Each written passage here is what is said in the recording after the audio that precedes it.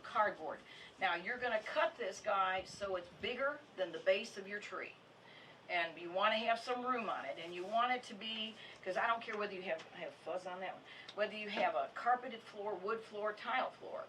You perhaps would want to pull that tree out so you can decorate all around it, but when you go to push it in, you can't push it in, on a carpet especially. So when it's on this piece of cardboard, you're able to slide it into the wall, or wherever you want it to be, but this gives you free reign on decorating that tree as you're working it. So it's a good piece of cardboard, and again, sometimes you're able just to shove the whole piece of cardboard, but all these trees are basically done that way when I'm decorating them, because I need to keep them out and away from the wall for me. And so this is wonderful, and again, you might sometimes bend it up, but this is what you want to have, a good substantial piece of cardboard under your tree. Everyone has an old set of Christmas lights, and Dina will tell you, I throw nothing out. And so when you have an old set of Christmas lights, they're braided. So you have one string in that braid has the lights on it. The other two strings are the strength, and they're the braided part. They're just plain like this. Take that old string of lights that doesn't work, cut it up, and then I want you to take it and just make a loop and knot it. And do this because, look at every tree in here, it's tied to the wall. Do not leave your tree. This is, I mean, it can fall. Where this way, it's not going to fall. So now you've got this, you're going to come down about a third of the way into your tree, you're going to come under a solid branch, and you're going to run this around your trunk and just thread this right through it. And then you're going to let it hang out the end of the tree and put a ribbon on it. Put some kind of a colored ribbon. Because you're not going to use this again until you put your tree back into the wall and you run it and you're going to tie it to the wall. And so it gets lost in your ornaments, it gets lost in the tree. So if you have that little ribbon on it, you'll be able to find it. Now, when you're going to hang it up, when you're going to go nail it to the wall, now this is a nail here, I've got a hook there, but if you'll see, it's just a small hook. I don't use big hooks, I don't use that 50-pound hook. The advantage that you have on using that hook, you're going to tie it at a 45-degree angle. Do not tie it straight off, it has no resistance to do that. If you've got it at an angle, that gives you your resistance. It's not going anywhere. I learned this from my father a long time ago. But you know that it's amazing, and you think, well, my tree isn't going to fall down. But really, when you're setting it up, your weight is really more on one side than it is all the way around. I don't care if it goes in front of a window or not. Yeah. So there's your weight, and it's going to, you know, you think, well, I don't have a dog, I don't have grandkids. Trust me, tie it to the wall. That's what I was going to say, especially if you have animals and cats too. Yeah, they love cats. trees. Because a number of years ago, I had a kitten in here, and Oh my goodness. and I was doing a tree that was all glass, and I had him in here. I didn't even know he was around, and I'm trying to figure out why is something jingling, and then we were finally eye to eye. And I said, don't move, don't yell, because it would all come down. And so the little Dickens was in there. Yeah, that was Winston. All right, now I'm going to share with you something really swell, and that's the new lights. They're called cluster lights. Have any of you ever, have I talked about them to any of you before? Marvelous. These right up here are cluster lights. And my control.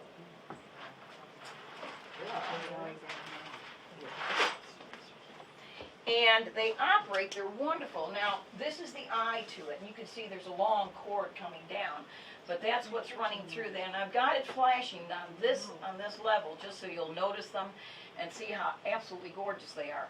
This is a 10-foot string, because I've got basically a 9-foot garland up there, so I've got a 10-foot string of lights. And on a 10-foot string, you've got 300 lights. That's the same set of lights that I use on that wreath. So if you've got a 24-inch wreath, you're going to put 300 lights on it. It's right there. Oh, that wreath is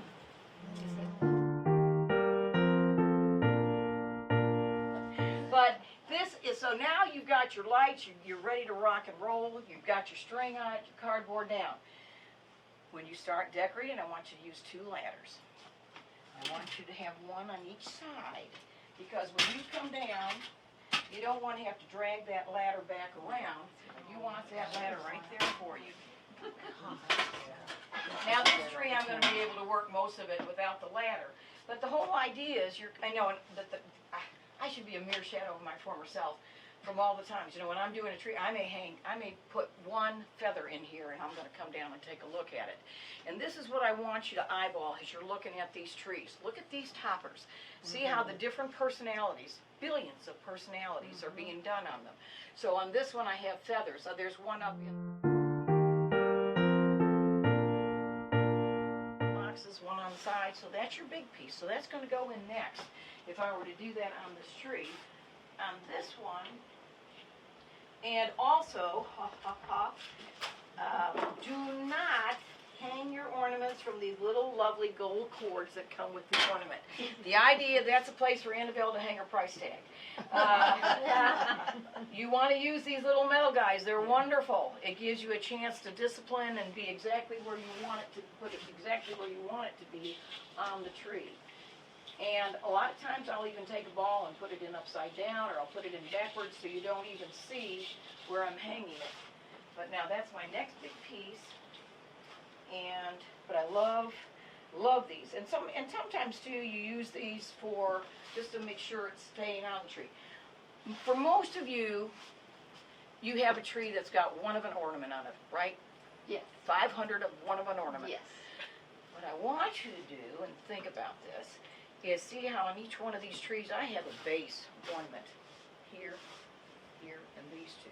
They're a base ornament. Now you're going to see everything else. So I'm using red. If your prime color on your tree are the reds and greens, you want to go out and buy yourself some red balls. We just happen to have a few here. And but this is actually plastic. It doesn't look plastic, does it? And so, but you want to get one ornament that's one color. And that's not only is it the biggest ornament, but you're putting that on, and you're going to run those, so when you start putting everything else on, you're going to see them. Otherwise, right now, you don't see any of your ornaments, really, because they all become just one big blob. And so if you have some defining ornament on the tree, that makes your ornament stand out. And so whether it's silver, or whether it's green, or whatever color you select, now you've got some dominant color, and when the ornaments then go on the tree, you're going to see them.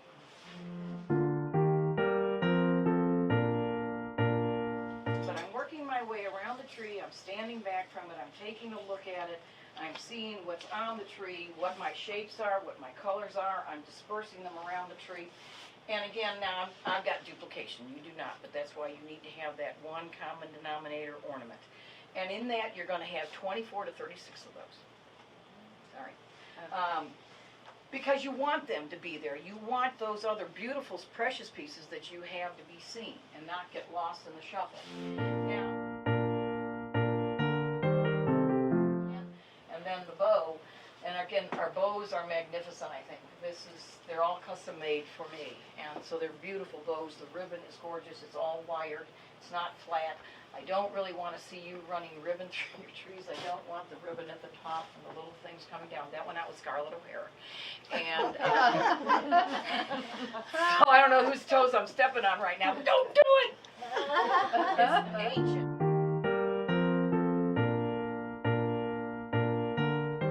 That I tell people too, you know, everybody's worried about mixing. Oh my gosh, I'm going to mix silver with the gold. I can't possibly do that. Let me ask you, on your dinnerware, most of us have a dinner plate that has a gold band on it. What color is our silverware?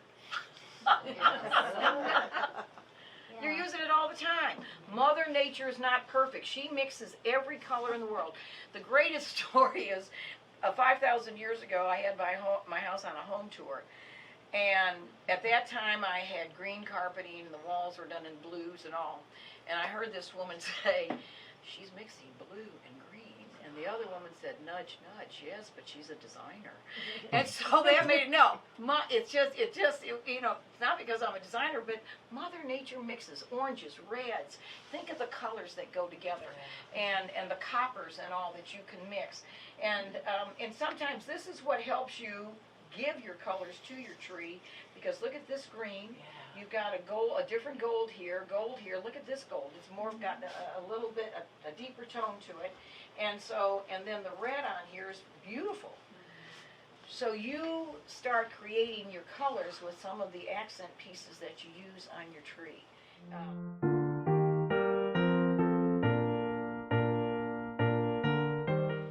There's no limit to what you can do. It's your personality saying, this is going to work. This is going to work. And again, not to be influenced, so I get everybody out of the house.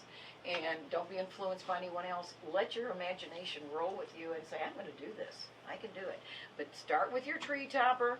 Make sure your tree is set. And then once you're finished with all this, you're going to slide it into the wall and pull that string up and tie it in so it's protected. After you've done all this work, you want to make sure it doesn't fall down.